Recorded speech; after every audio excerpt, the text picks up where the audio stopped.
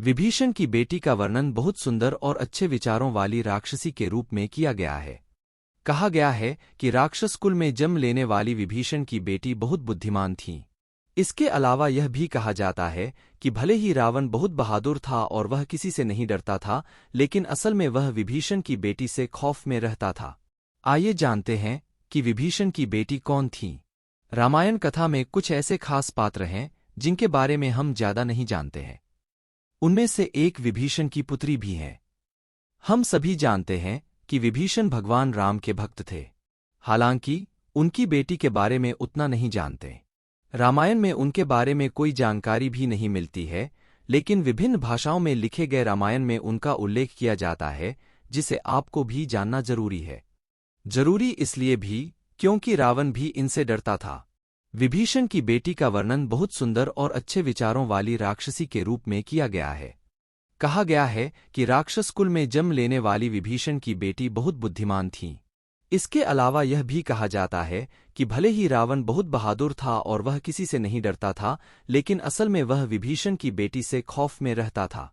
आइए जानते हैं कि विभीषण की बेटी कौन थी। कौन थी विभीषण की बेटी? धार्मिक ग्रंथों के अनुसार विभीषण की बेटी का नाम त्रिजटा था। इस हिसाब से वह रावण की भतीजी हुई। त्रिजटा की मां का नाम शर्मा था।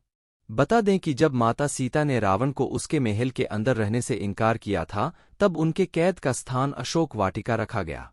इस दौरान रावण ने राक्षसियों को उनके रक्षक के रूप में नियुक्त किया और उन्हें सख्त निर्देश दिया। सभी राक्षसियां माता सीता को रावण से विवाह करने के लिए मनाने लगीं, तभी त्रिजटा ने हस्तक्षेप किया। उन्होंने सीता के प्रति ऐसे व्यवहार के लिए अपनी साथी राक्षसियों को खूब खरी खोटी सुनाई और माफी मांगने को कहा। भविष्य देख चुकी थीं त्रिजटा ने अपना साथियों और माता सीता को अपना भविष्य सूचक सपना सुनाया था, जहां उन्होंने देखा कि लंका एक वानर यानी हनुमान द्वारा जलाया जा रहा है और भगवान राम सीता को बचाने के लिए आ रहे हैं। त्रिजटा राक्षसियों से कहती है कि वे सीता को परेशान करने के बजाय उनकी सेवा करें। चूंकि त्रिजटा सबसे बड़ी थीं, इसलिए सभी उनकी बात भी मानती थीं। त्रिजटा से क्यों डरता था रावण? त्रिजटा भले ही अशोक वाटिका में रहती थीं, लेकिन वह हथियारों और जादुई क्षमताओं के बारे में बहुत कुछ जानती थीं। अपनी दिव्य शक्ति से त्रिजटा माता सीता को हर घटना की जानकारी देती रहती थीं। त्रिजटा बाहर से जितनी सामान्य दिखती थीं, वह बिल्कुल इसके विपरीत थीं। रावण त्रिजटा की दिव्य शक्तियों के बारे में जानता था, इसीलिए वह उनसे डरता भी था। वह जब भी बोलती थी, जो कहती थी, वह हमेशा सच होता था।